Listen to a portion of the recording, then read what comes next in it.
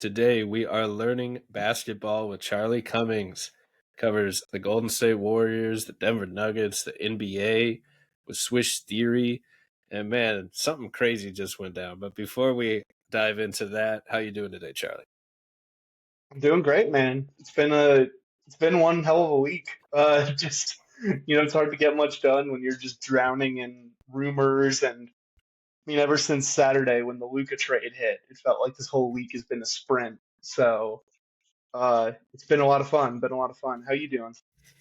I'm good. Yeah, man. I mean, one of the best, busiest trade deadlines I can remember. And I mean, we got the shock factor of the Luka trade out of absolutely nowhere, and a bunch of big names that did end up moving, a couple big names that ended up staying put, but were, supposedly pretty serious. Like Kevin Durant almost was in that big trade that we're about to talk about, but apparently he just kind of didn't want it to happen. So, the Warriors, let's dive right in. The Warriors end up getting Jimmy Butler. They land a pretty big name.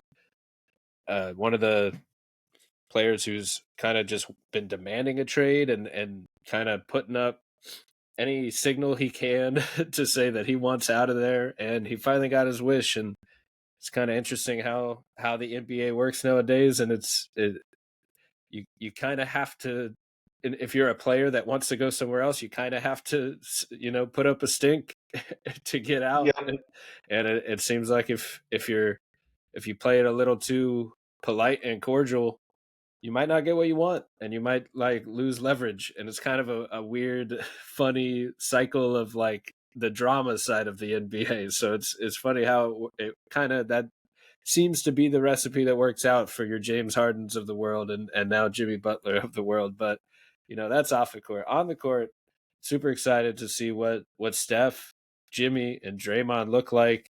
We'll figure the rest later. Let's just get those three out there and see how it looks like. So, off first glance, what were you thinking? What were you feeling right when the trade hit? at first glance, I was a little bit worried because we saw the rumor mill building up. It was a pretty intense week of all these Warriors rumors, and it started with the reported interest in all these different guys. Then the list got really insane, where it was like, oh, they've made calls on Jimmy and Kevin Durant. They had previously made calls on Levine and Vucevic, but they're like, the Warriors are interested in LeBron, and the Warriors are interested in Zion, and they had interest in, I think Paolo got thrown in there for some reason, which was the funniest one. And that one to me was like, all right, now I smell something funny. I was like, this reeks of just like Warriors of the last couple years where we're going to be rumored to be in a deal and we're going to posture like we're trying and then nothing's going to happen. And then almost immediately that seems proven wrong when the rumor mill starts flying. It seems like the Kevin Durant deal was close to done. And even at one point, it seems the reporting is pretty solid that it was done, like that it was agreed upon by all sides, that it would have been a three-team trade that would have sent Jimmy to Phoenix, Wiggins to Miami, and KD to Golden State, but KD said no. Um, Honestly, can't blame him for that either, because as much problems as the Suns have, the Warriors have all of the same issues, and obviously he's got his personal history with the organization, and especially the fan base. So I think he had pretty good reasons for not wanting to jump back into that. And once that fell apart, I'd kind of like resigned myself to like, all right, it was a fun 48 hours of thinking we were going to get a star. Now we're back to like salary dump territory. So I'm like, oh great, like where's Lindy Waters going to go for like a second round pick that's never going to convey, like that kind of deal. And then the Jimmy hits, and I was pretty shocked. I didn't think that that was going to happen. I'm surprised they pivoted so quickly to getting him in the door. I was a little bit worried for about that 10 minutes before they announced he was also signing an extension because I was just like, oh no, please don't tell me we're getting like, 30 games of Jimmy Butler before he hits free agency and then who knows what happens. That was a bit scary, but locked in the deal. I think it's 2 years, 111 million is about the projection for that contract. So, I mean, it sounds crazy, but that's just the going rate for like borderline all-star guys. So yeah, I was very surprised. But I think all in all, they put together like a very good package for it. With the total of them sending out Wiggins, Schrader, Kyle Anderson, and Lindy Waters. You know, you're trading a lot of depth. Um, in the first round pick, of course. You know, they got some seconds back, they got some cash, so there's like little stuff on the margins. But the big deal is you got Jimmy Butler, you got your second star. Um, and pivoting to the on-court fit, Jimmy is by this season on synergy points per possession, he's the most efficient on-ball creator in the entire league. He's scoring 108 points per 100 possessions in his pure on-ball ISO possessions. Um, and that's even with the caveat that, you know, he had many games this season where he was between team suspensions. He was clearly trying to, you know, make a stink, like you said, and get his way out. So Jimmy even playing like a bit as a diva and trying to force his way out and not knowing when he's going to be in the lineup because he was, you know, trying to piss off Pat Riley as much as he could, uh, was still an incredible player. So I'm really excited for that fit. You know, I think we really saw the last gasp. It was last night. You know, here we are recording on a Friday. Like last night, I think Steph shot like 11 for 28, or I mean, it might have even been more than that against the Lakers. I mean, he took like 30 shots just in a desperate attempt to try to keep up with LeBron, who was just probably had his best game of the season because, of course, he did. He always does that against us. But you know, last night was really the one that hammers home why they did this deal because you just saw like there's good defensive infrastructure. They have really good role players. They have one guy who can consistently create offense. So dropping in this second guy who's also just a monster on defense, who's proven as a playoff riser.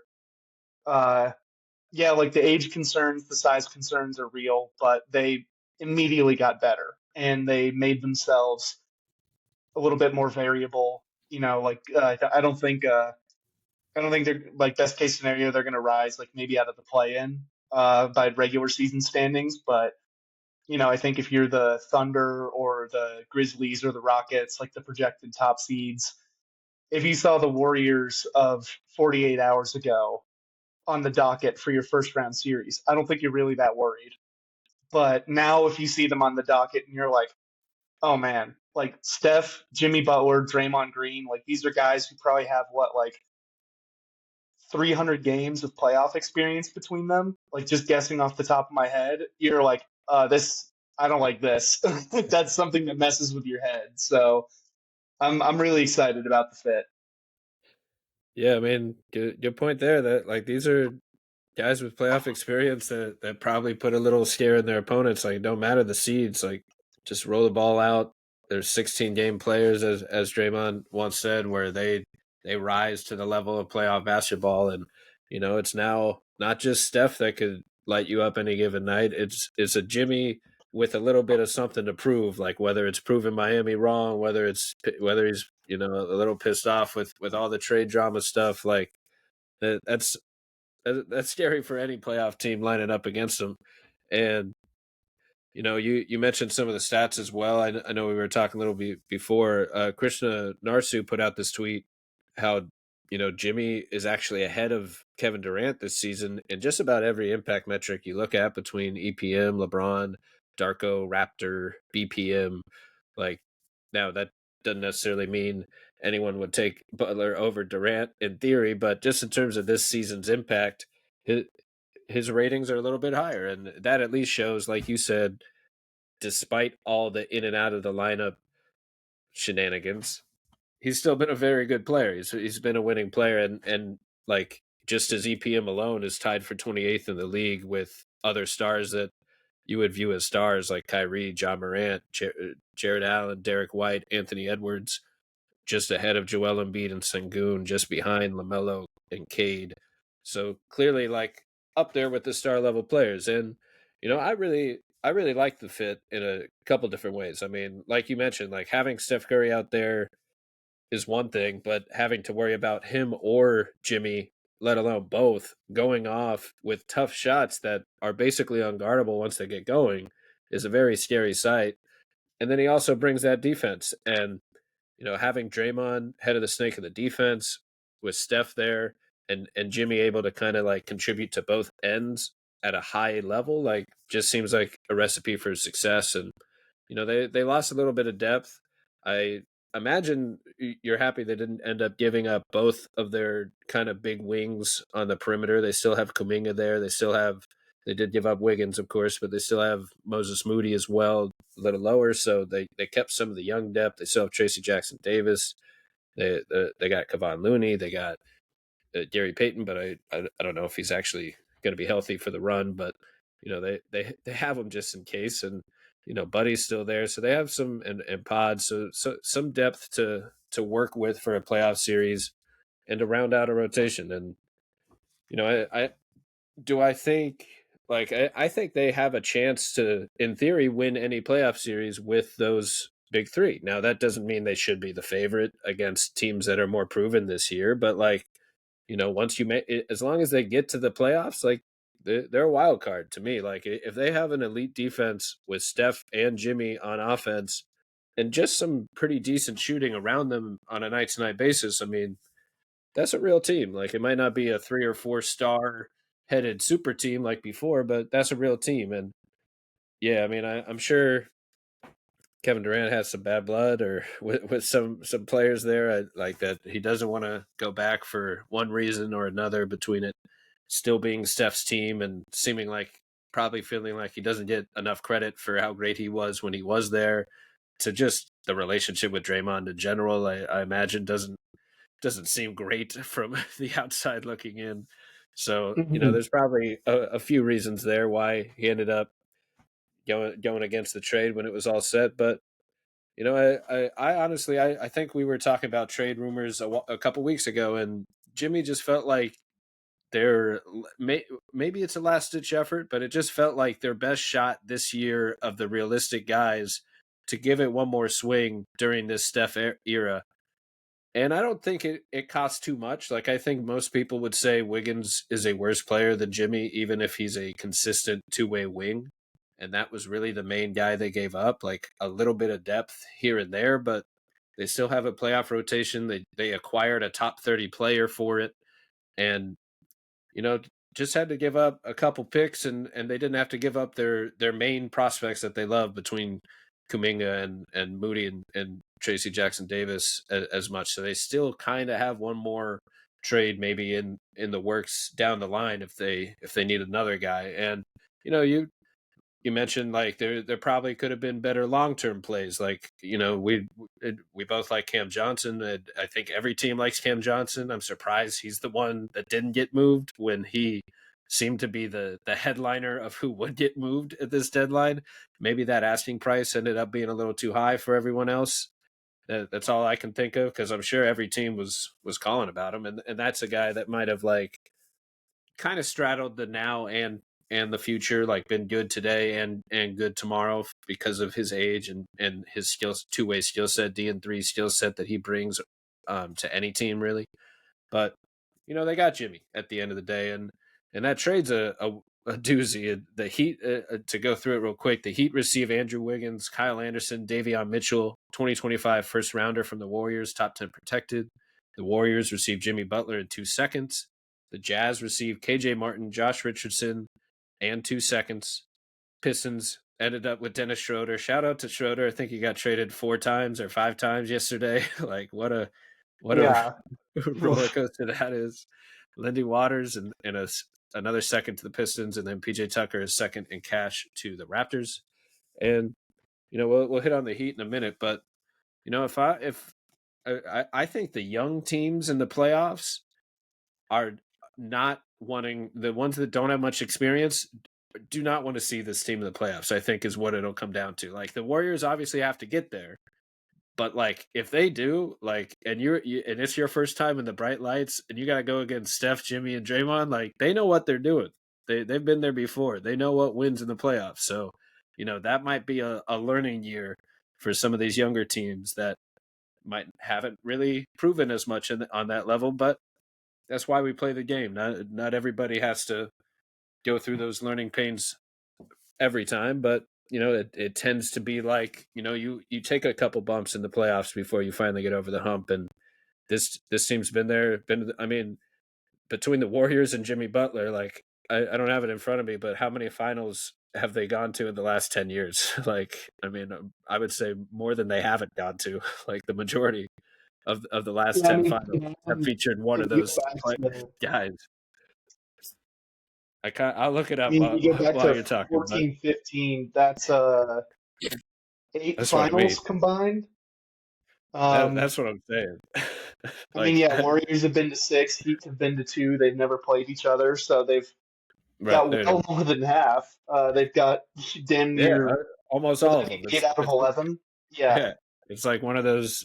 I mean, it's basically like LeBron in the 2010s or whatever, but like literally almost every finals of the last 10 or 11 years, as we're saying, has featured either Jimmy Butler or Steph and Draymond. So they know how to get there. That experience is as real as it gets, and I can't wait to see it. I as just a fan of basketball, like whether or not, like, obviously he's a polarizing player, Jimmy, but like when he's going, he's Jimmy. He's playoff Jimmy Butler. Like he's as fun and exciting of a player as it gets. He shows up to the moment. He gives his all when he's bought in, and hopefully he can kind of just immediately put all this drama behind him of the season and be all in for a playoff run, because at the end of the day, I think that's what Jimmy shows he wants most of the time.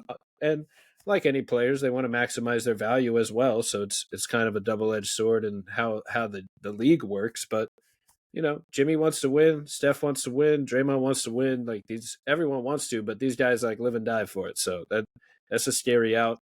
And I'm sure we'll shift over to the Heat side of things in a minute, but what are your hopes for, say, this season, and maybe how long do you think they can really keep contending with Steph and Jimmy? Like I would guess 2 or 3 years, but do you think it might be a little longer with that core?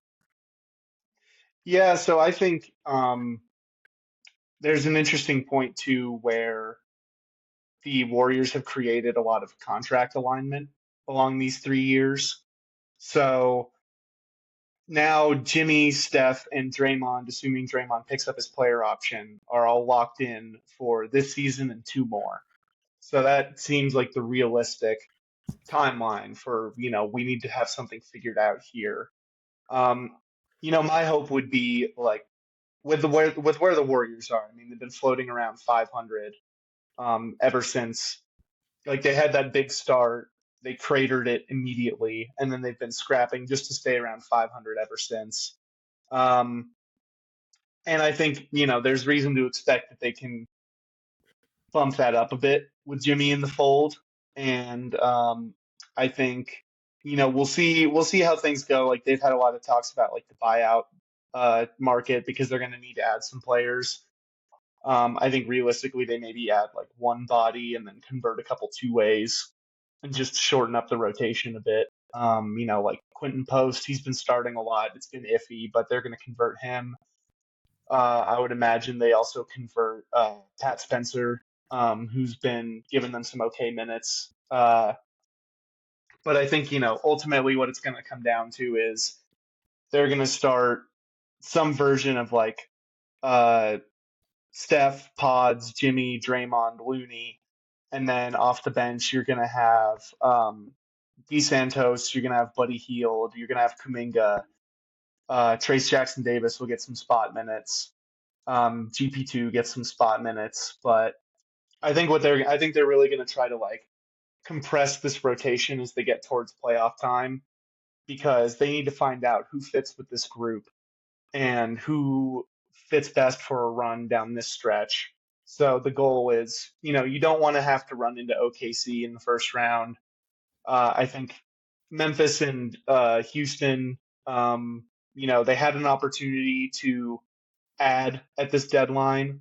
The Rockets pretty much stood pat. The Grizzlies instead chose to get worse because they're incredibly cheap, as they do. So I think they're kind of like, hey, if we lock in, and we try to get to like a 7 or 6 seed, yeah, ideally six, like you avoid the play in. Um, I think that's kind of what they're targeting. And, the hope, like this isn't like the fix all move. You can't just drop in Jimmy Butler. And yes, they have all this playoff experience. I went and totaled up the games. Between that trio, they have 423 games of playoff experience. Whew. So roughly 5 seasons worth. That's pretty insane. Um, Man. but and that doesn't even count like all the role players who've been on like various championship teams over the years. So they're probably pushing up pretty high. Um, but what I think is going to be interesting is they're gonna come out competitive for that first round series. Maybe they can pull off an upset, assuming that they get through to the playoffs. Um, Ultimately, I don't see championship ceiling. I don't even see conference finals ceiling with this kind of team. I think your best case scenario is that you catch one of these young teams off guard. You hit them in the mouth on the road early, and you take control of the series. Um, but it especially aligns with what my thinking all along has been is at this deadline, show something that will make your team better in the interim, will make the stars happy, especially Steph, who's been just exhausted trying to keep this team afloat. So is Draymond. Like he's been hurt in and out of the lineup. You have to show something that indicates real commitment. And they did that. They made the team better. And they've also secured Jimmy for 2 years after this. And like you said, they did that while keeping all of the young guys. Like none of the young guys are out the door.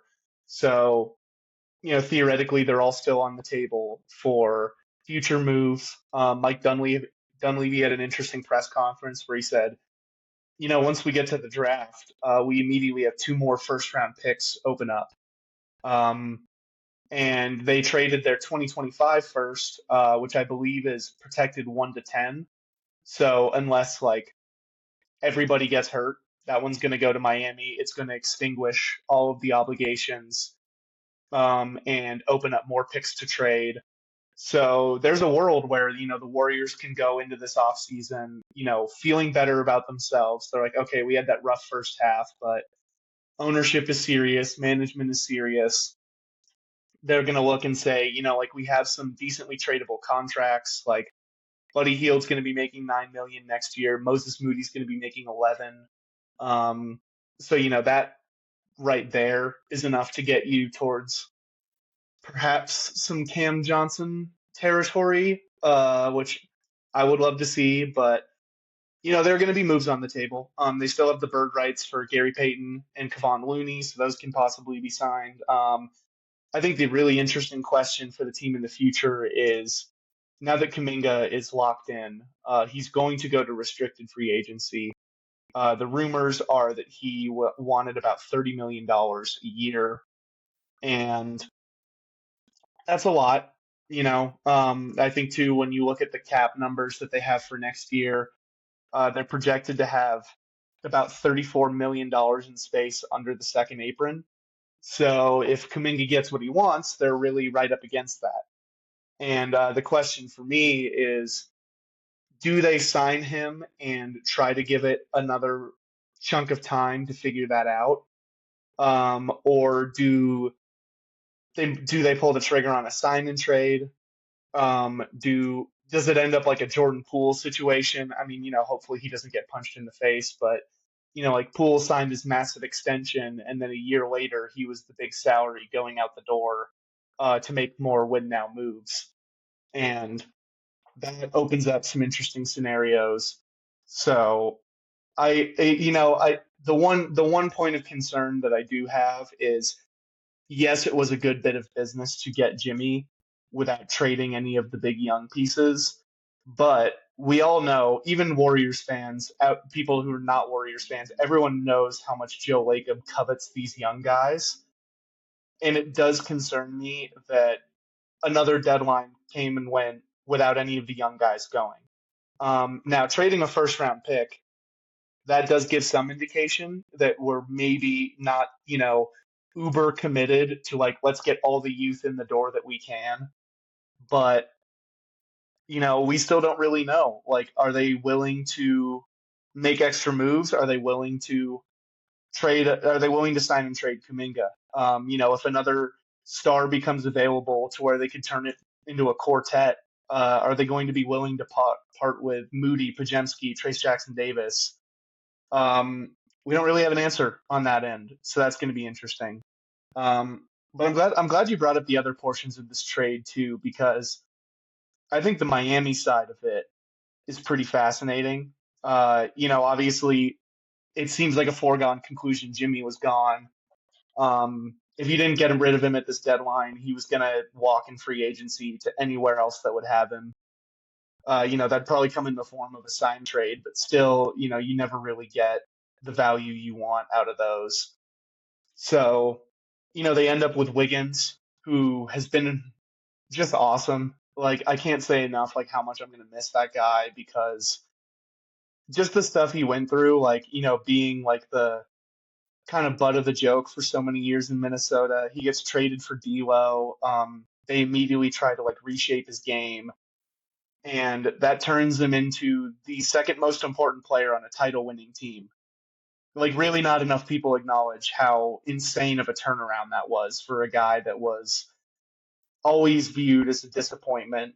Even though he was a good NBA player, he'd never capitalized on the potential that everyone saw. And yeah, that importance to the team, everything that he went through with his dad, which was not very public at the time of his absence, but most people kind of knew that he was going through some really intense personal stuff. To bounce back through that and get back to being just an incredible player again, like he really has stepped it up this year. He's taken another stride with his scoring while still taking on a massive defensive burden. He can go down there and lock up a big wing or a big guard with the best of them. And, I think when you're a team in Miami's position, losing Jimmy is always going to be pretty tough. But now you have a guy who you can throw out there on the toughest assignments. He's under team control. He's still really athletic. I think he fits kind of this Spolstra ethos very well. And I'm excited to see how these moves pull together, because they got not only him, they rerouted, I believe it was PJ Tucker. Yeah, PJ Tucker to get Davion Mitchell on the cheap. And, Davion's a very limited guy, but one thing he's going to do is he's going to be in the jersey of your top guard scoring option. And they got Kyle Anderson, who, is pretty limited, but he's still a really good help defender. He's one of the best helpers in the league. He's a good rebounder. He's a good passer. So the Heat portion is interesting. Dropping another pick into that is great. But I think if their whole identity is going to be, hey, we've got Tyler Hero, he can go off every night. And then you've got this infrastructure of, now you have Davion, you have Wiggins, you have Khalil Ware, who's looked pretty awesome, like looking like one of the steals in the early draft returns. Bam's had his offensive struggles, but he's still a hell of a defender. That's a team that's going to be really annoying come playoff time, where like Tyler, the way he gets his own is very hard to stop, and then you've just got an endless litany of like smart role playing defenders, and you've got Wiggins, who we've seen be a playoff elevator. So I think they came out of this really well. Like there's always kind of disaster potential when you've got this star. Um, like when a star who asks out holds all the cards, you know, and especially when he's expiring, like Jimmy could have easily said, you know what, screw you guys, I'm just gonna like sit back and you can suspend me, you can do whatever you want, like I'm out, I'm leaving in free agency. And the fact that they were able to drum up interest from at least two teams in Phoenix and Golden State and create, sort of a bidding war to the point where they were able to get good players and a pick. I think Miami should be pretty happy with how they came out of this. I'm curious what you think about it, just from the Miami perspective. All great points. Like you said, Jimmy was out of there. Like whether he was leaving in free agency or whatever. Like it was clear he was no longer a part of the equation.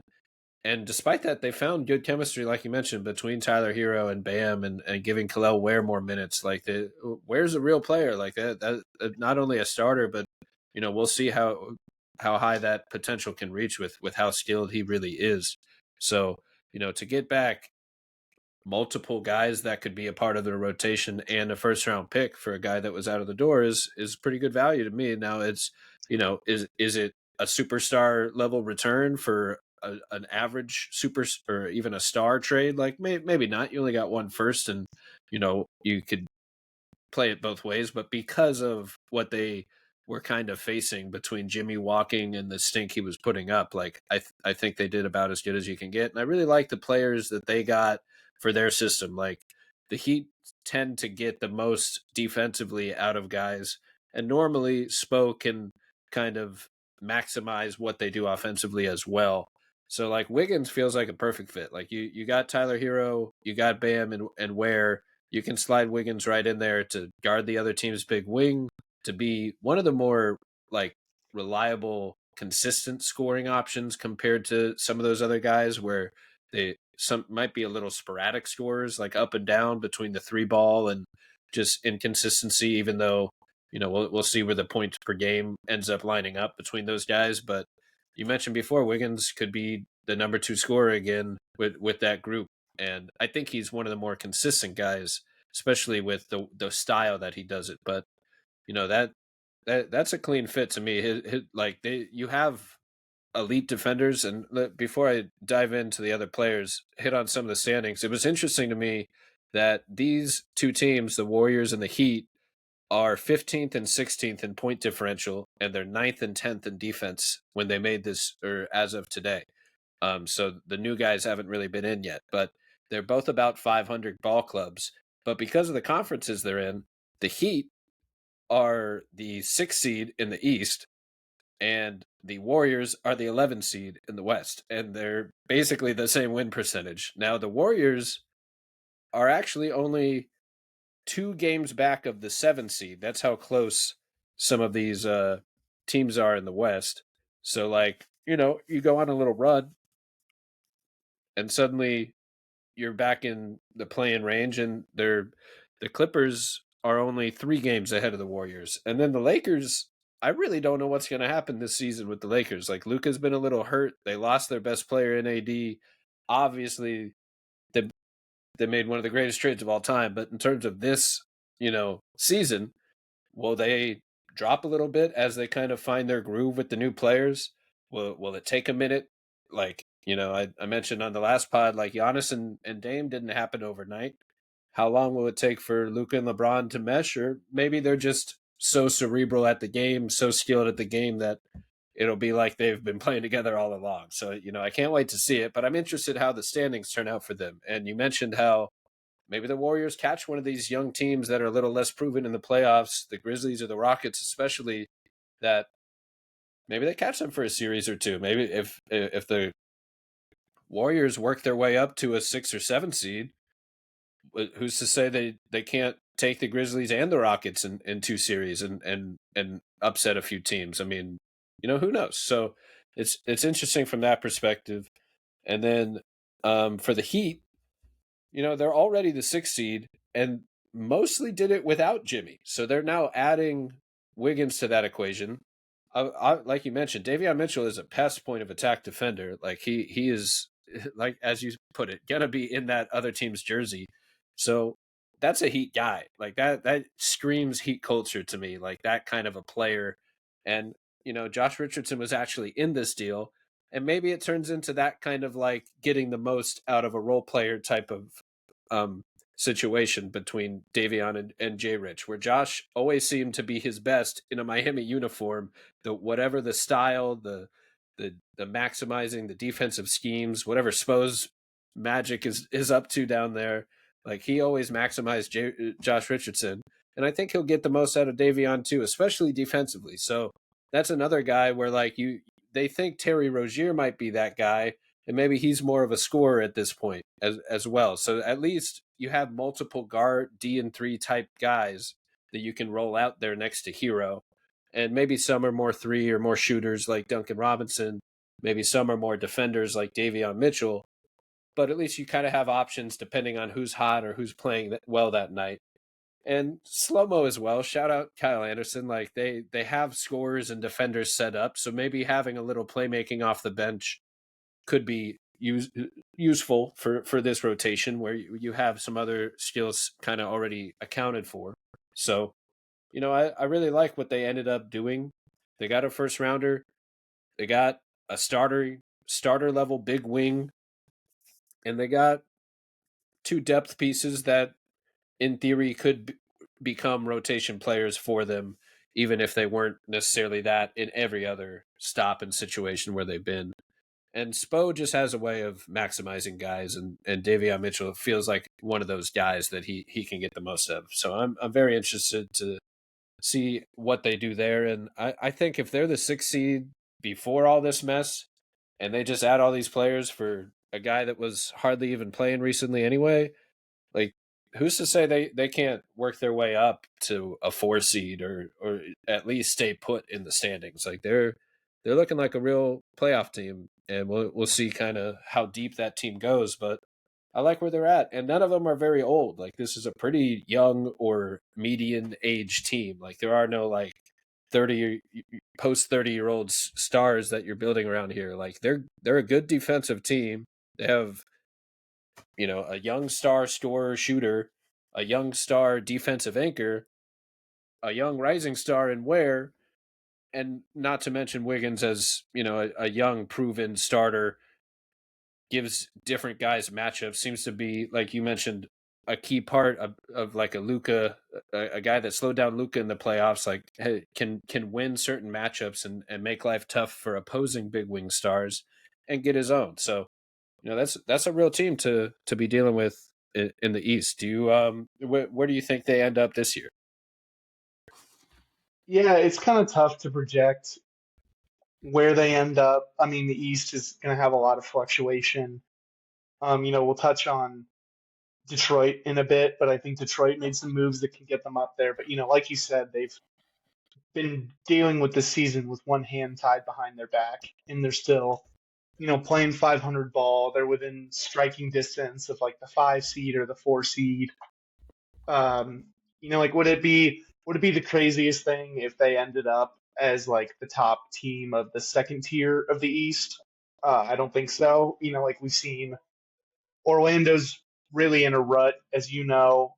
They've had so many injuries, and I think it's been rough going trying to put all the pieces back together now that guys are healthy again. I mean, you still have Jalen Suggs out, of course, but uh, there's a lot for them to work on. Uh, Atlanta's pretty much bowed out. Chicago, we know what they are. Philly's dug too deep a hole. So, I think you have Miami, Detroit, and Orlando as these potential risers late in the season, and we'll see how it shakes out because I think they're kind of right around what I think is their floor of being around the 6th seed, and I wonder if they can find a way to push through because like you said, it's pretty similar to the Warriors, where I think the Warriors they can climb up a bit into the territory where they could play a Memphis or a Houston.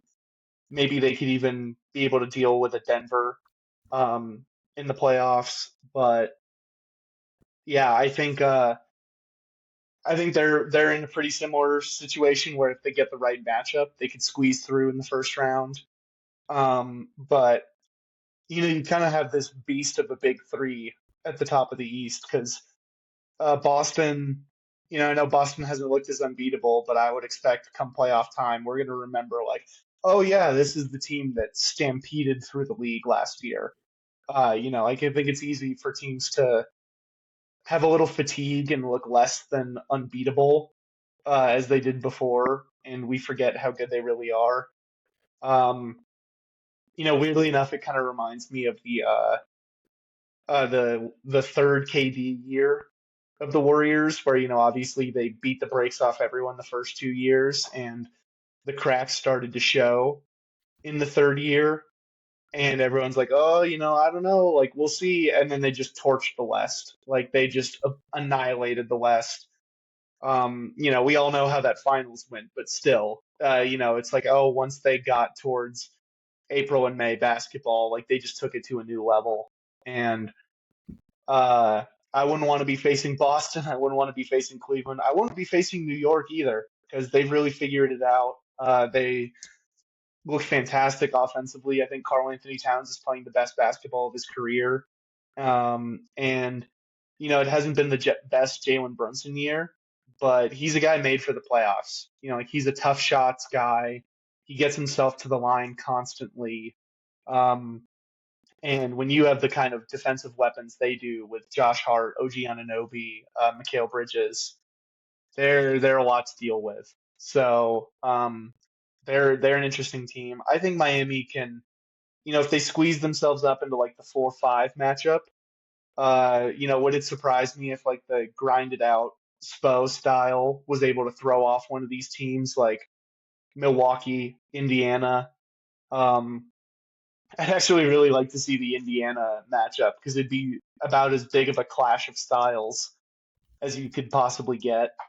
Um, so I think they're going to be interesting. And I also wanted to touch on Detroit getting involved in this too, because I think you had kind of an interesting chain reaction of moves here where they took KJ Martin into trade exception, I believe, or just into cap space. Either way, just getting him without sending anything out salary wise. They got a couple second round picks, and then they turned around and flipped KJ into Dennis Schrader and Lindy Waters while getting more picks.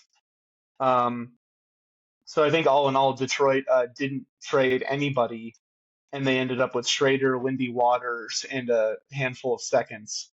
So, I mean, on the surface, like a few second round picks, unless you suddenly find the next Nikola Jokic during a Taco Bell commercial, um, it makes a difference, but it's not going to change everything. But getting two solid rotation guys for free is really good when you're in the position like Detroit is because they're hovering around 500. They could potentially make a run to be at the top of the play-in, or maybe get themselves up to around the 6th seed if these other teams continue to struggle. We've seen Cade take a massive leap. We saw Jaden Ivey was playing really well before he broke his leg. He's going to come back, so that's going to be great. The role players have fit in really well. Like Malik Beasley has been kind of a revelation for them, just having this like a guy who's never hesitated to shoot in his life. I think is is pretty awesome for them. And thankfully, Oscar Thompson's made it back. Recovered from his blood clots, so he's back in the lineup and being an absolute nightmare on defense. So they've put something interesting together, and I think adding in a couple solid role players, even if they're guys who are going to hit free agency in the offseason, like it just gives you a better idea of what does this look like if we start to build the roster out more. I think the vision is like we get Jaden Ivey back. He's back in the starting lineup with Cade. Dennis, he wasn't a fit with the Warriors because he's so pick and roll heavy, and the Warriors, motion offense is tough to learn. I think it was just a major clash of styles that was very difficult to work out in 2 months. So, I'm sure some Detroit fans are going to be looking at his numbers with the Warriors, and they're going to be like, wait, 1% of his shots came at the rim? Like, what the hell is this? Like, why would we have any use for this guy? But, you turn him around and you start running pick and rolls with uh, Jalen Duren, with Isaiah Stewart, with Paul Reed. Like, you just give him some solid role guys. You give him like 10 to 15 possessions a night. He's going to keep your bench offense afloat. He's still really good, really competitive defensively. He'll take the tough assignments and, do as much as he can. So I think giving him that kind of role where it's just like, hey, you're gonna run the offense and you're going to guard tough assignments for 15, 16, 17 minutes a night. I think that gives them an extra element that's a lot of fun. And Lindy Waters, I think too, he kind of is a replacement of sorts for what they lost with Tim Hardaway just kind of falling out of favor out of the rotation more or less. Like He's long, he's athletic, he'll take his shots. He can hold up well on the perimeter. So I think that's going to be a good move for Detroit. It's one thing if like they were in a fine position where they could have taken guys who won't contribute at all for some picks, and I'd call it good business. But the fact that they got guys who can, maybe give them a little bit more of an edge in the playoffs, make them look a little bit more competitive, and I think give the front office a better idea of like, okay, let's evaluate these next 30 games. Let's see how they look with a full rotation full of good veterans and our young guys. I think that's going to give them a good sense of, hey, where do we want to go with this in the off season? Yeah, definitely like what the Pistons did here. I mean, like you said, got some real players and picks for essentially nothing. And Schroeder's a real guy. Yeah, I think we can almost throw that Warriors sample out because of what you said. Like we know what he is, and he's not a guy that runs around screens to shoot threes like Buddy Hield or Steph. He's a pick and roll maestro, and he can pull up for three. I think Orlando would have liked to get in on him for free, or at least Magic fans, I should say. Like Magic fans would have been happy with what the Wizards got this trade deadline between Marcus Smart, Malcolm Brogdon, and Middleton. Just get some veteran shooter, playmakers, smart players out there just to spread the floor. So the Pistons got a real player, and Schroeder has that like connection with Franz, where they've had a ton of games together overseas with Germany and Mo as well. So would have been nice there, but it didn't happen. The Pistons landed him, and the Pistons it got deeper. They got Ivy coming back, as you said, eventually, and until then, Schroeder is a pick and roll guy. He's gonna hit those lob threads that, like you mentioned, in the roll man. That's his bread and butter. So perfect fit with that style. Should slide right in as a real rotation guy, and they're a playoff team right now. Like they're the 7th seed. They're let's see, only one game back of Miami in the standings as well. And they're pretty much right there in point differential, 18th, 13th on defense, and 18th on offense.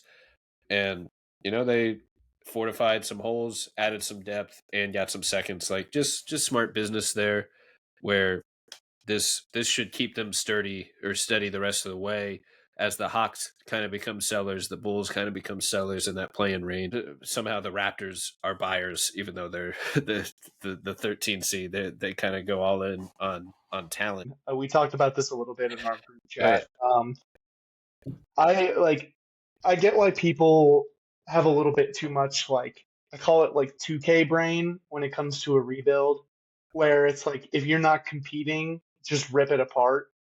Where it's like you should either be tanking or contending, and anything in between is like shameful and wrong. And I don't really think that's the case. I think there's ways that you can be more on the intermediate side and find ways to become competitive again.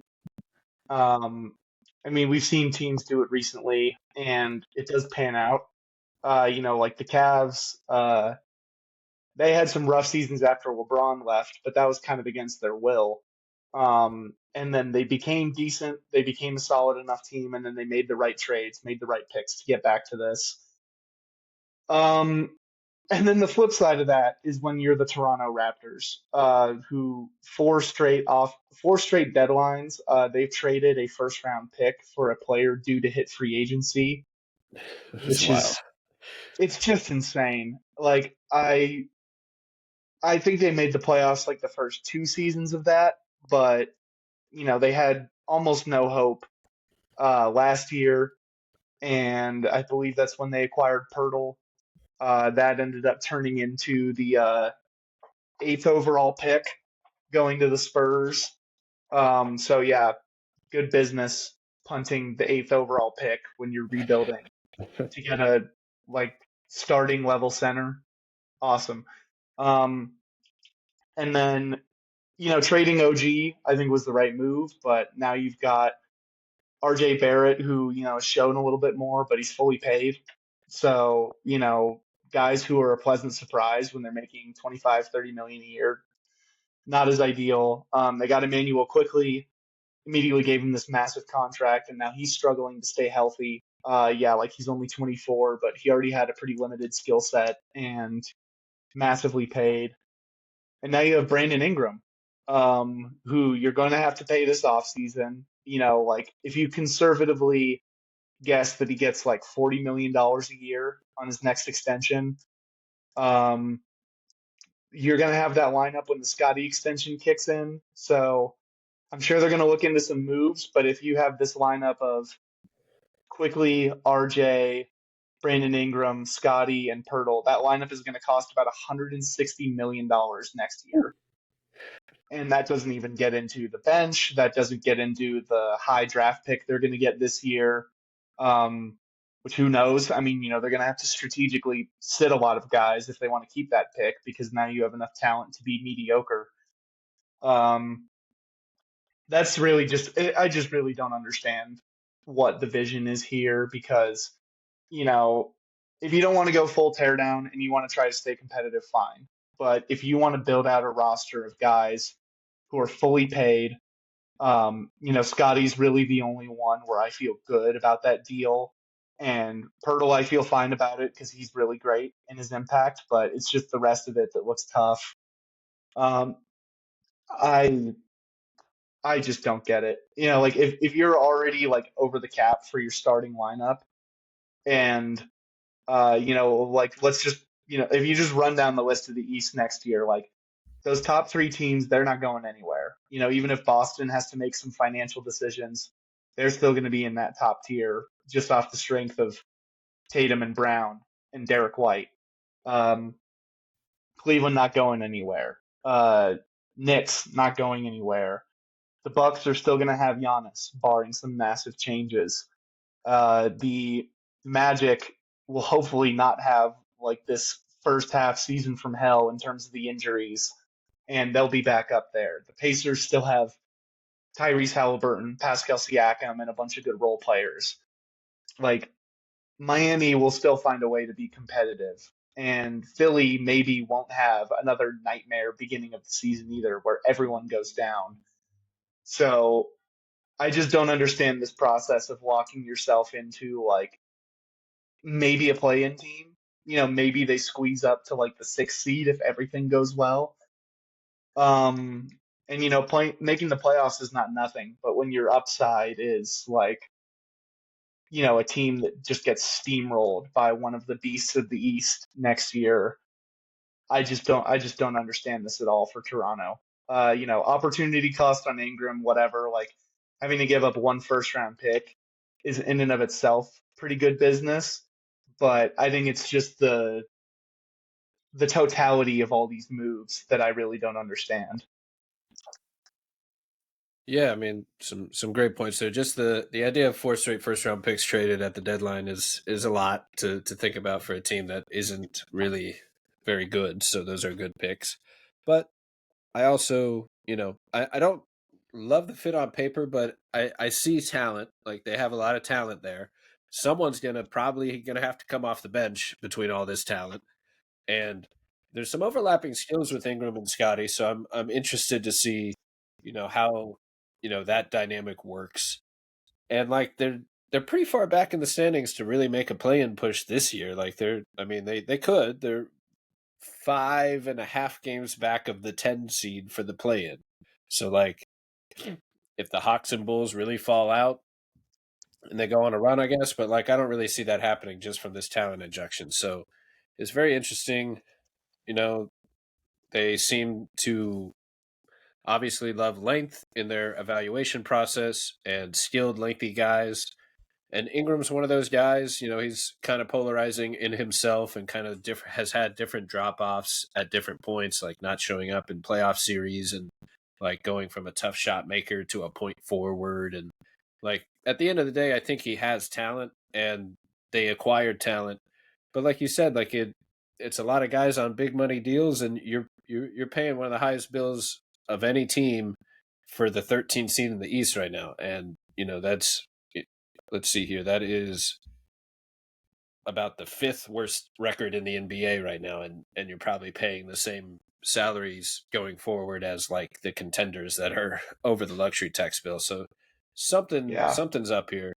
It's not worth the trade off, and I think I'm with you in terms of like the 2K brain, like in general, I think ideally you are contending or maybe not tanking, but in the hunt for a top draft pick. But there's teams that are on the way to contending that are on their way up. And like I think celebrating as say a Magic fan, celebrating just not just making the playoffs for the sake of it, but making it with a young group on the rise is an accomplishment because you can see the contention window in the future if a certain few things continue to develop in that direction. If you have an elite defense that is pretty stable, you have depth of good two-way basketball players, you have 1, 2, 3 potential stars on the team already, very young, that are making all-star games, that are making all defensive teams, that like obviously still have flaws as a team between the shooting and maybe the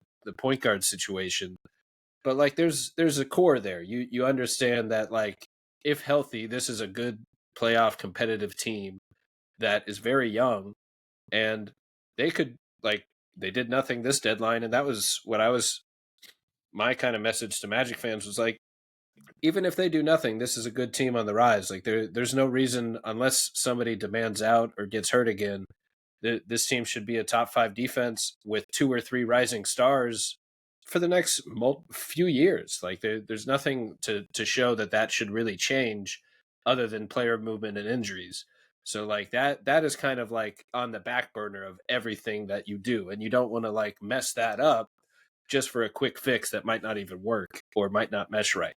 So I think that's ultimately what happened for Orlando. But for Toronto, I think they have a few of those pieces, and maybe they view their own situation closer to like some of these other young rising teams than the results have been. Like maybe they think like we have the talent, we're just a few moves away from really being a good playoff team again, and maybe we just haven't really seen it in the results. Like they clearly have.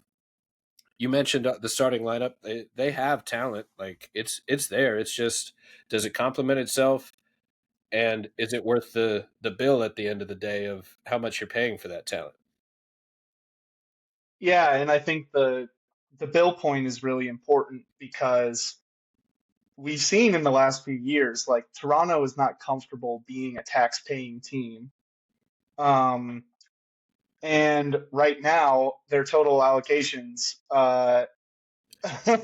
like when you add in these extensions, when you add in the Scotty Barnes extension, when you add in the inevitable Ingram extension, Chris Boucher and PJ Tucker are both expiring, but they're going to have cap holds, so they're going to have to renounce these guys. And even then, you're going to be like $50 million over the cap. They're going to be well into the tax, like once these extensions kick in.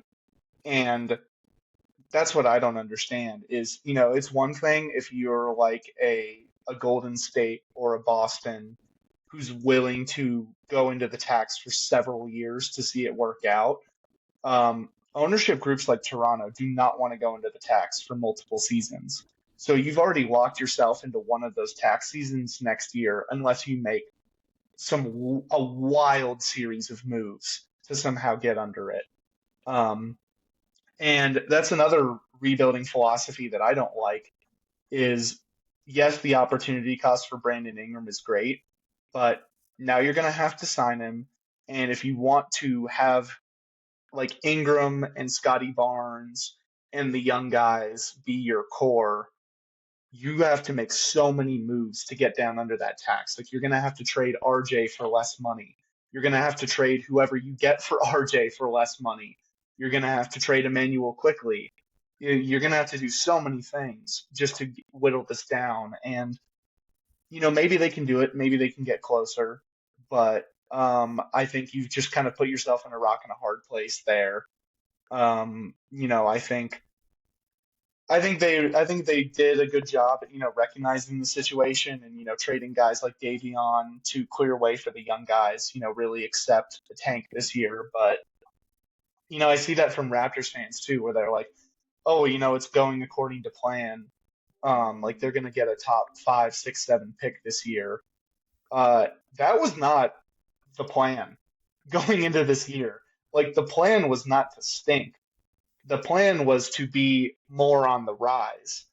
And the reason they stink is because a bunch of guys got hurt and the players they have just aren't very good. So, like, if you end up at the right result that I think they should be doing, which is to get worse, to pair more star talent through the draft with Scotty Barnes, I think that's the right move. But if you got there for the wrong reasons, that doesn't make me like optimistic about your rebuild. You can't just like trip and fall into a successful rebuild if the process has been really poor along the way. So yeah, Toronto just, oof, it's been it's been interesting, and I've gotten Yeah. so many lovely replies and DMs from Raptors fans who are always exceedingly nice, very agreeable, willing to concede points. So yeah, applaud that. I'm sure you saw because we had a lot of discussion about that when I tweeted like rebuild rankings a few weeks ago, and I had tears where it was like I said, the Bulls have the worst rebuild. Every Bulls fan I know was just like, "Yep," like no argument here.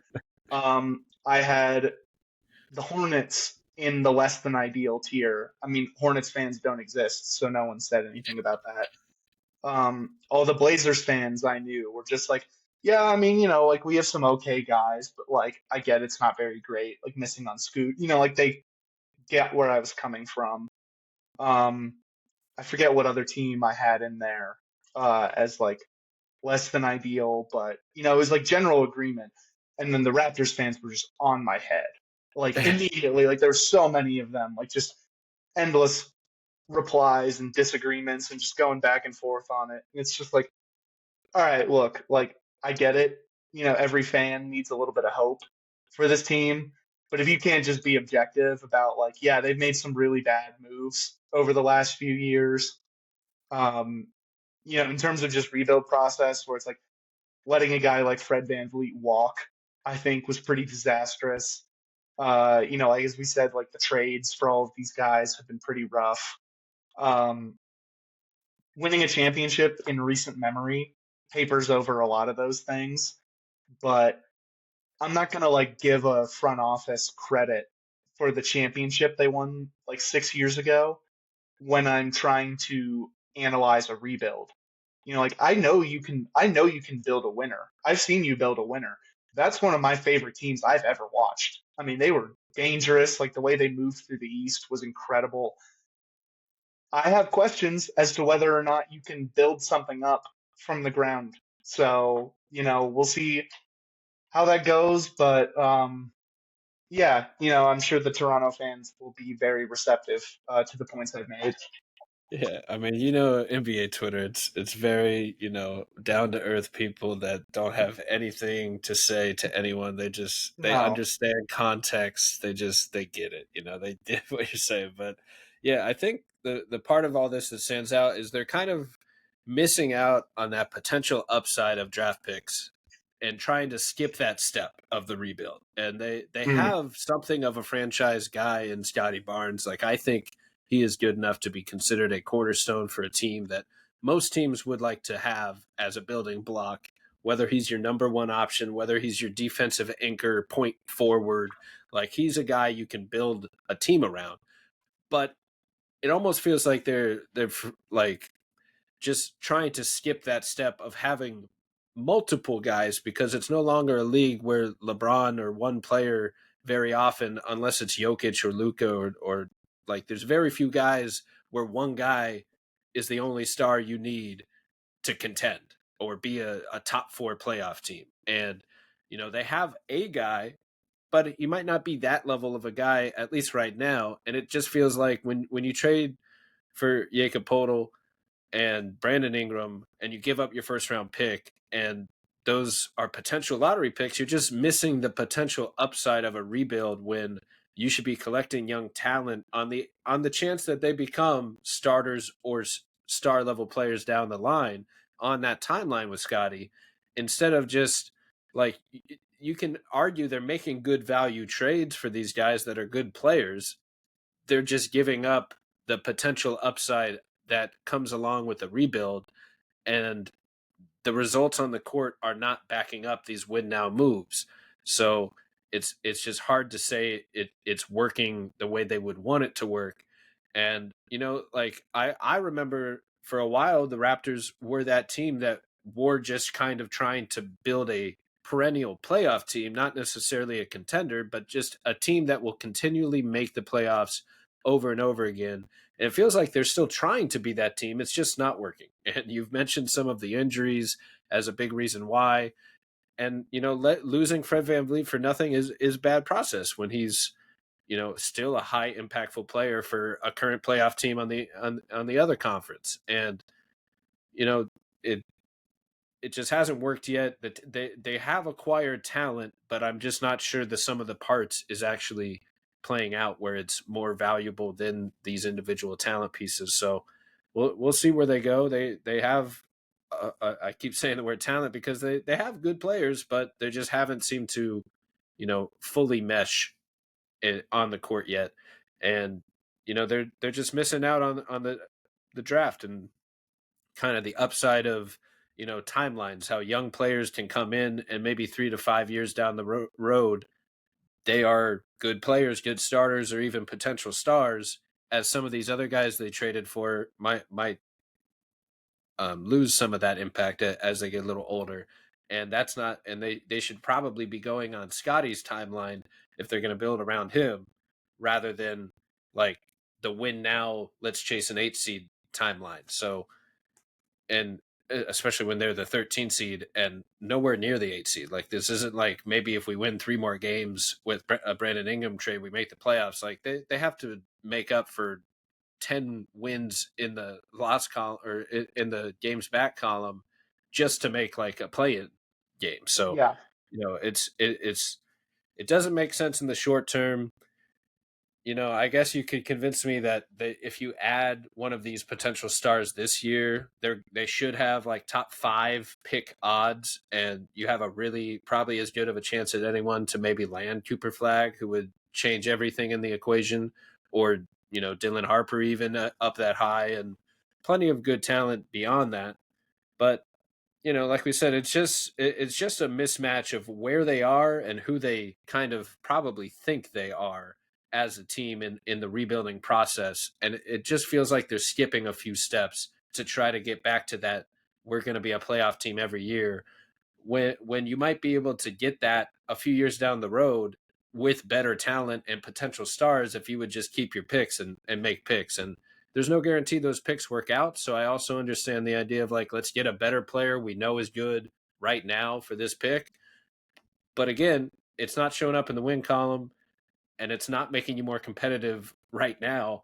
And those guys are likelier to lose their standing in the league by the time Scotty enters his prime than the picks and the potential of the picks. So, that's kind of where it gets confusing for us judging the rebuild process here. It's And also it's also a weird level of alignment too, because we saw, I know we've got other Lakers guys lined up, so I don't want to, dive into that because you've got, some real Lakers pros lined up. Hint, hint. But like the Lakers, Luka lands in their lap, and they immediately turn around and they pivot to they get in Mark Williams. Um, they're trading these future picks, but they're bringing in guys that align with Luka's timeline. And you even saw the press conference with LeBron where he's like, "Hey, I'm 40. Luka's in the prime of his career. He's got a decade left of high-level basketball in LA. Like, my job now is to help him transition into being that guy." And so that, I know it's like dangerous, like comparing one franchise to another, especially when one is the Lakers. But the Lakers made moves that may make them less of a contender in the short term to build around Luka. When they have LeBron James, who's still like we saw it last night, like he just went out and kicked the Warriors' ass single handedly. Like that's still the player he is. And even then they're going, hey, we need to be realistic about things. Like we need to build in the long term. And as you said, like I mean Brandon Ingram, sure he's 27. RJ and Quickly are also young.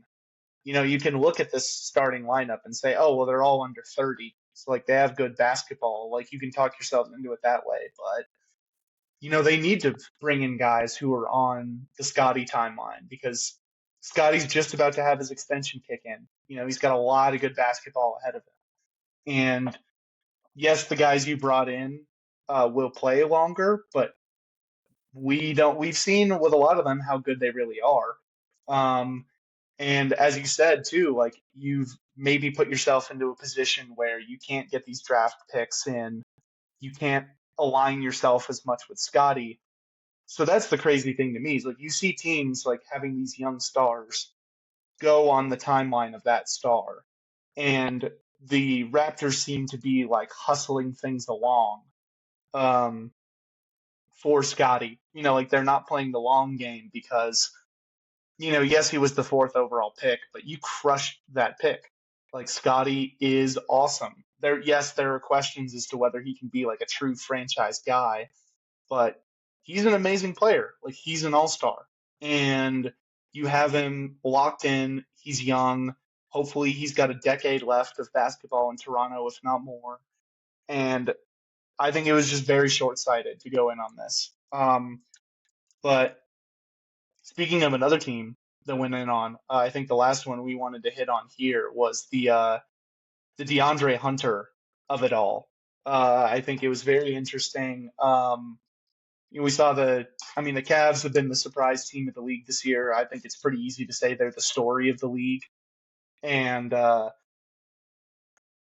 we all saw, kind of the holes. It's like, okay, they had this elite backcourt that have really figured out how to work together. They have this incredible dynamic front court, defensively, offensively.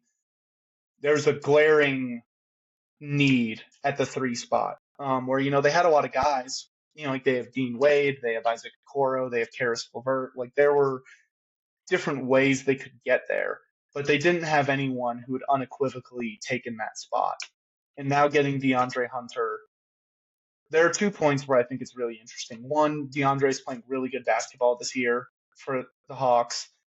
He's been really healthy, and he's not the greatest defender you're ever going to see, but he's big, he's long, he knocks down his shots, takes a lot of above the break threes, and has consistently been like high 30s.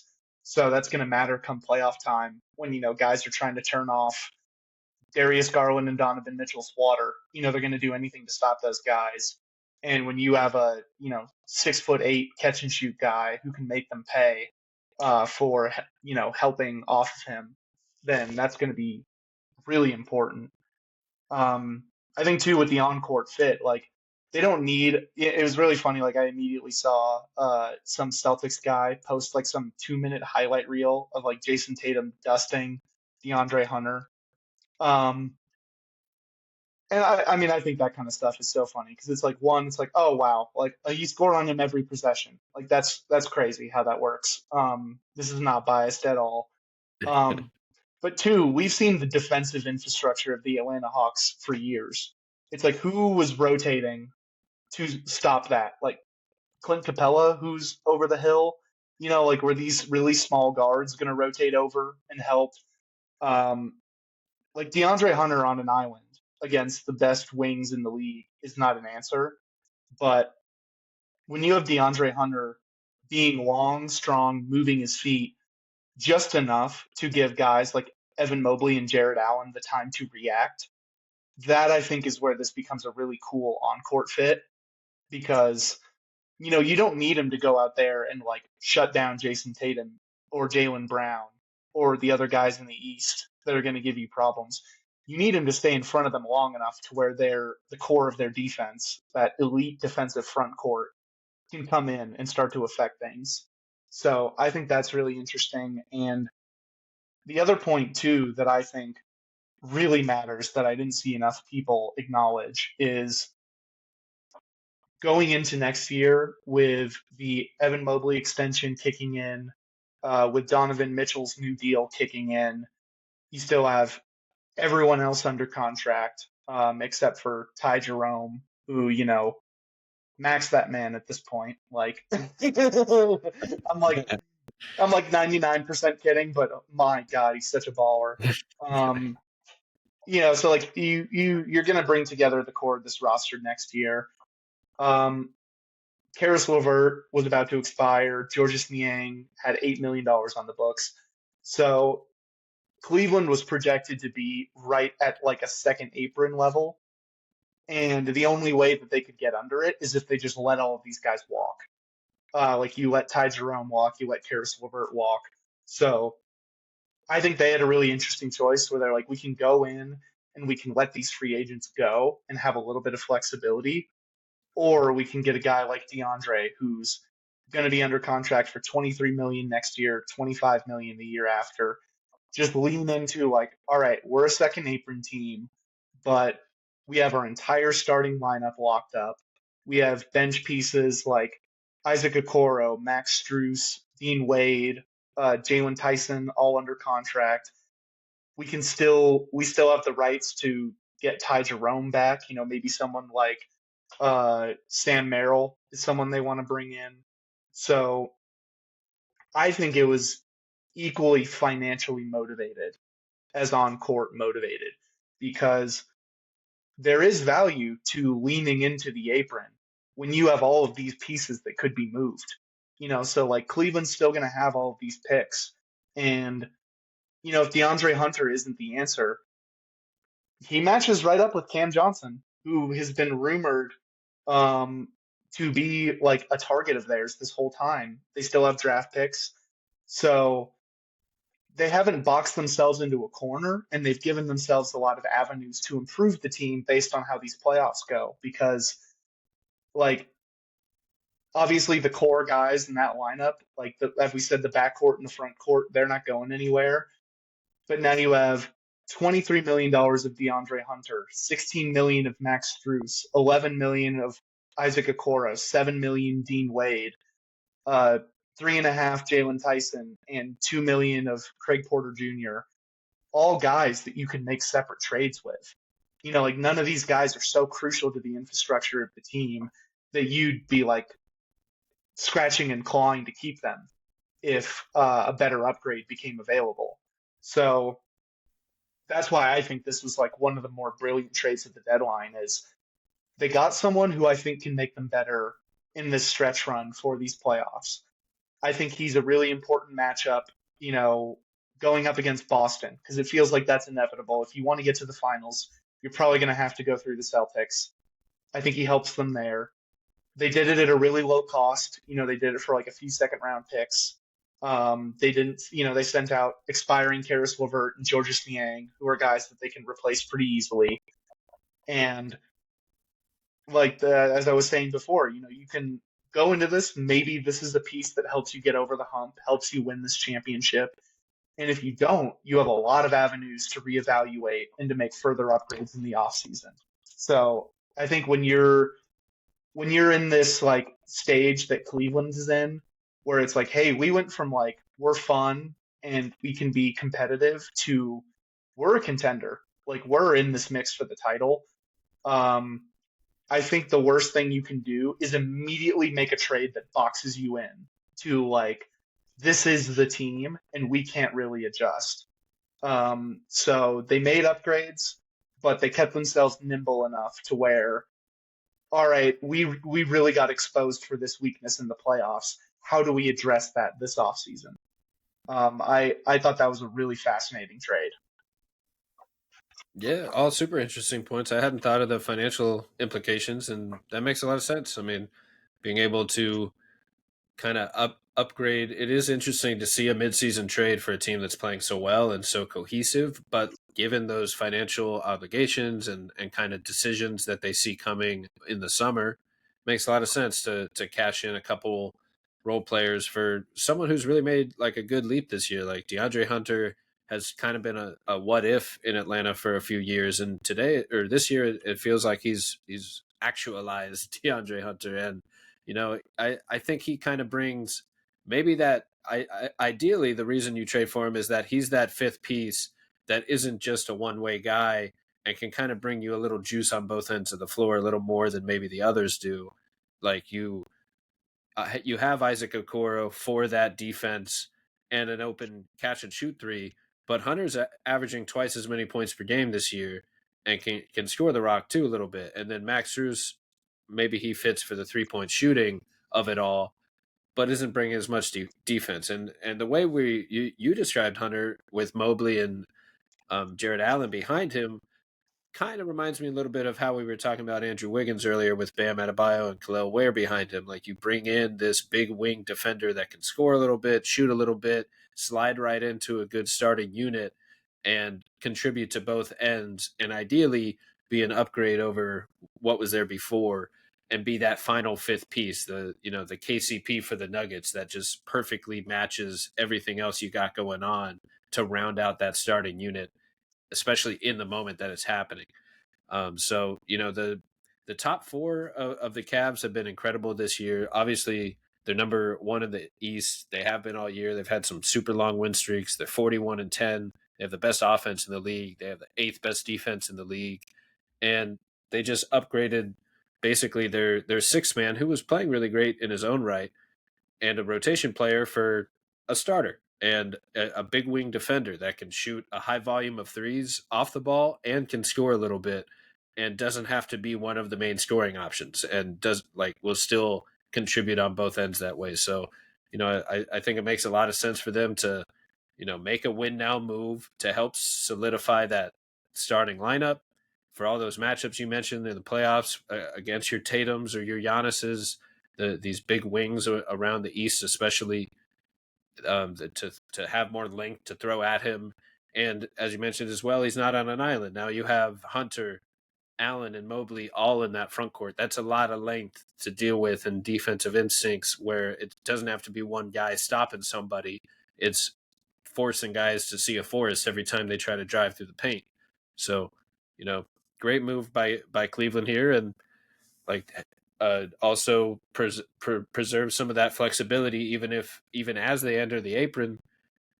You have a bunch of different salaries of good players that can all be kind of moved again if you don't like how it actually works out by the results after this playoff run, and you want to switch things up again in the summer, because the Cavs are where you want to be. You got a young core that's really good on both ends of the floor. You got star offensive players, star defensive players, a unicorn out there with Mobley doing a little bit of everything.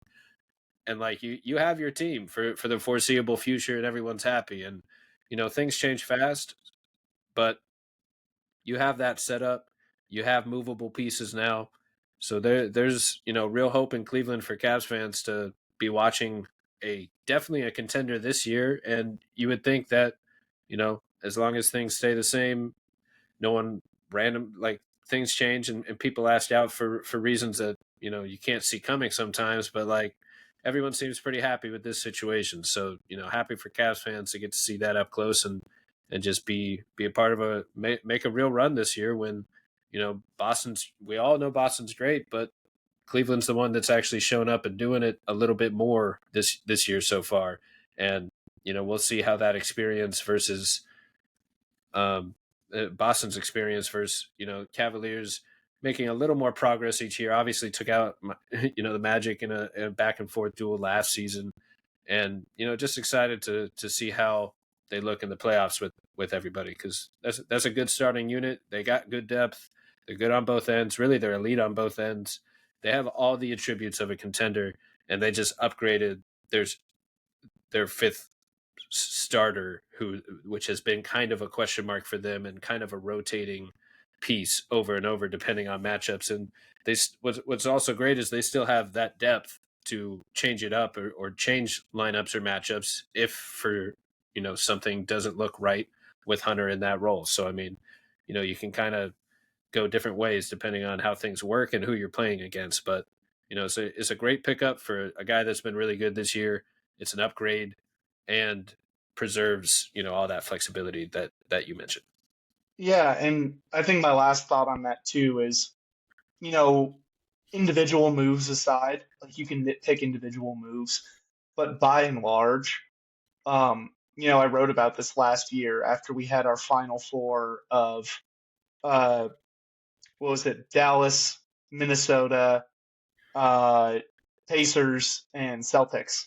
Pacers, yeah. Um, obviously the Celtics, you kind of made all their moves beforehand, but they went out and got Kristaps Porzingis in the offseason. They got Drew Holiday. They set themselves up extremely well before the year. Dallas, we saw what PJ Washington and Daniel Gafford did for them as deadline acquisitions last year. The Pacers, they were surprising. They were fun. They went out and got Pascal Siakam, and suddenly they're in the conference finals. And then you have Minnesota. They made big swings with going for Rudy, and they made other good moves on the margins that I thought were really good. But like they let that pay off. They made the big swing. They didn't come off of it, and it paid off. So really those big four, like those were all teams that had taken massive swings in like the season or two leading up to making that conference finals run. Um, and one team that I really zeroed in on was the Thunder because the Thunder have an MVP in Shai Gilgeous-Alexander. They have one of the best rising stars in Jalen Williams. Chet Holmgren has struggled with his health, but he's incredible.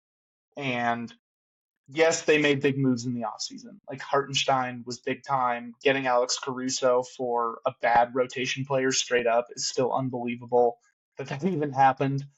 So like, yeah, they made their big moves, but I think they got a little too cute this offseason. I mean, this trade deadline, because you had the opportunity. Like, sure, do you want to wait and see what it looks like with Hartenstein and Chet healthy at the same time?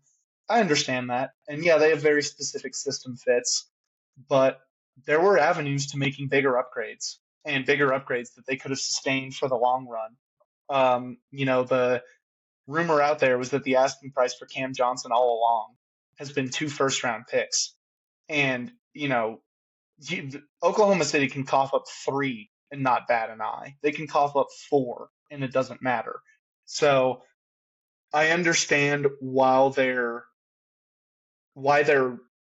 playing along their process the way they have, but I think one misconception that a lot of teams have is windows are shorter than you think sometimes. Like you're about to have to pay Jalen Williams and Chet sooner than later. You've already paid Hartenstein, you've paid Caruso.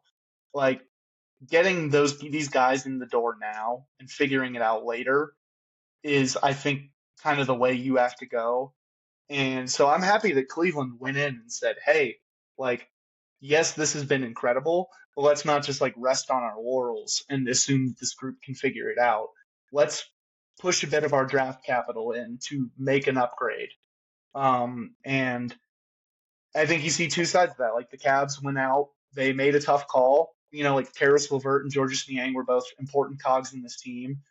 And they went out and they made a move that they think is an upgrade, that I think is an upgrade. The Thunder took on Daniel Tice as a salary dump to get another pick because Sam Presti is an addict who just can't help himself.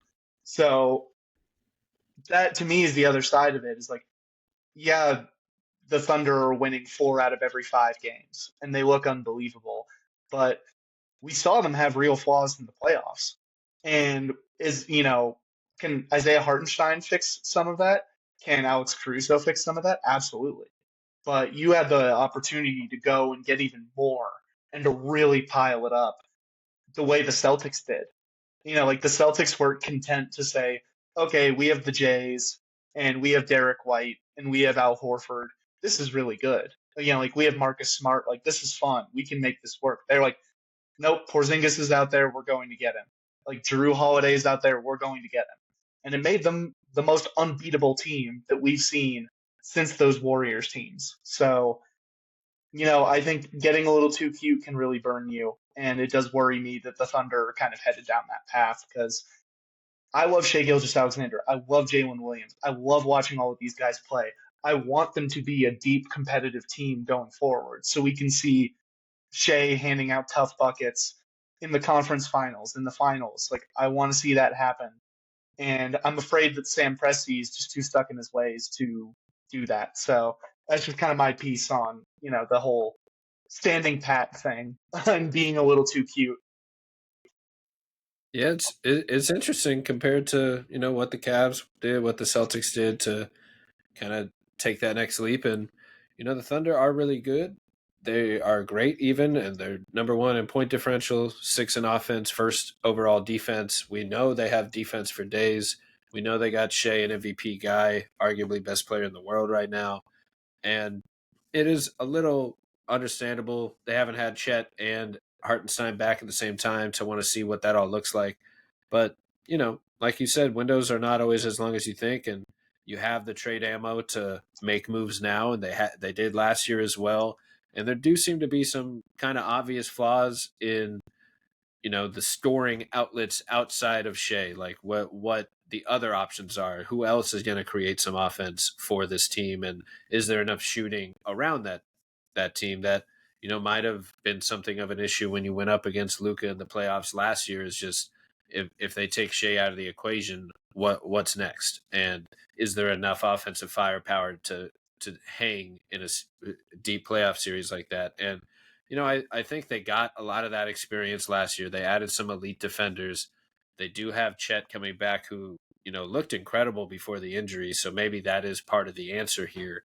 But yeah, I mean, it's it's tough when I imagine when teams know you have picks to spare and the asking price is pretty high, and then the turn is you have your own evaluation process of how much players are worth, whether it's salary or how much you're willing to give up. And like take the Lakers, like you said, they probably overpaid maybe a little bit to get Mark Williams, who's an incredible talent when he's healthy, but he's been hurt a lot in his career, and they gave up more picks for him than they did for Luca, and that's besides the point. But they, you can talk yourself into it being worth it either way because that's the trade ammo they had left. But, I'm sure, from Pressey's point of view, just because you have trade ammo doesn't mean you have to use it, because if you just overpay every time, you're going to run out of that ammo eventually. But, you can go right back to like that team literally has every pick. Period. Like they have every pick for the foreseeable future. So, giving up a little bit extra to bring in a clear winning player like Cam Johnson that would help any team, that could have been the difference in a championship this year. And so I'm sure they're having those conversations, and it's an interesting back and forth dynamic to be, how much is it worth future flexibility wise to increase our chances of winning it all this year? And how much do our chances actually increase if we make this move? Is it a star? Would we need a second or third or fourth star next to Shea and Jalen and Chet, or is it just a high level starter 2-way guy that can shoot and spread the floor a little bit like Cam Johnson? That like is that difference worth it? And apparently they decided it wasn't worth to messing with their process. And I also wonder if the market itself has to do with this process, the way that Orlando stayed away from like overpaying in their minds to stay put, because there were clear fixes that this team needs. With similarly, we have an elite defense, we have some scoring options, but we really need, in my opinion, like a point guard that can actually pull two on the ball, draw doubles, create advantages in space for everyone else as they draw two on the pick and roll, and then it opens up the floor. I don't think just one catch and shoot guy is going to change much in contending this year, let's say, versus like if you go out and go all in for a Trae Young or a LaMelo Ball or some high level star offensive creator that can hit pull up threes. That I think is like the difference, or that could be a big pickup that actually makes a difference in the short term and long term, that is worth either overpaying for or using this big trade for. So, I don't know who that is for the Thunder. Obviously, they're a really good basketball team already, but we've all seen them on the biggest stage show some of these flaws. So it is interesting that they keep choosing to just kind of stay put. And it's just interesting to see where it goes, because like it's hard to complain about what they're actually doing on the court this year. Like they're as good as any team is playing, especially defensively. And we just know what the problems could be again in the playoffs, because we saw it on the highest stage last year. So, Mm-hmm. shout out to the pup. I think he agrees back there. you know, and Yeah, he's sneezing at all these trades himself. So just yeah. She's getting Nancy. She anticipates her.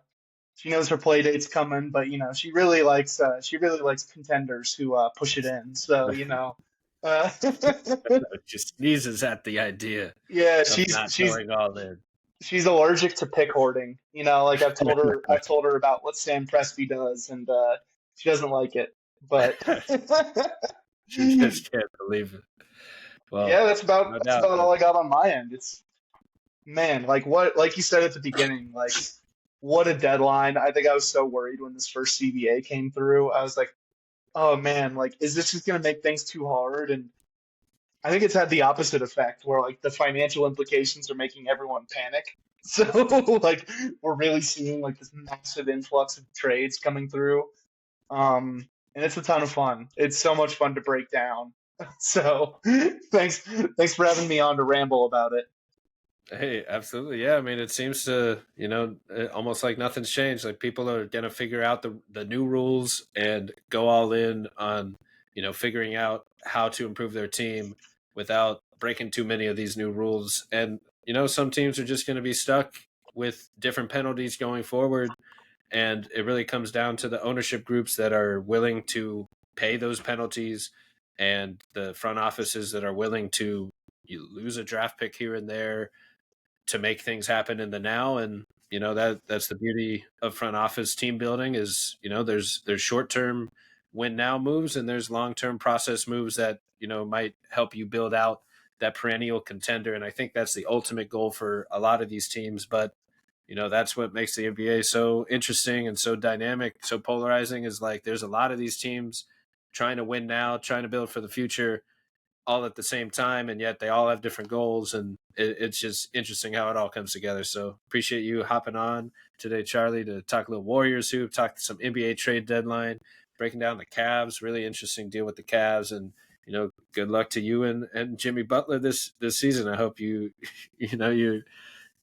you can stand all the potential drama. I think normally the drama doesn't come out until like year 3. So like Yeah, you should we be got it lined set. up well.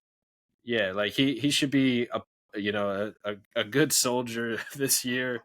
All about the win now team. He got his extension. You don't have to worry about that. Like he should be bought in, and I hope we see prime Jimmy on a playoff run to really. There's nothing better than seeing Steph in the playoffs taking another swing at it, and we all want to see that as many years as we can. So if that brings him a little closer, especially salvaging this year at all, like sounds great. And ideally, you get at least 1 or 2 more years with Steph and Jimmy and Draymond still close to the peak of their prime, even if on the later edge of it, second half of it. But it's exciting, it's fun, and they still got moves they can make going forward to maybe really be even more competitive next year. So it's an exciting time to be a Warriors fan. Thanks for hopping on to talk some hoops today, Charlie. Yes, sir. Anytime. We'll talk soon. Have a good one. Peace.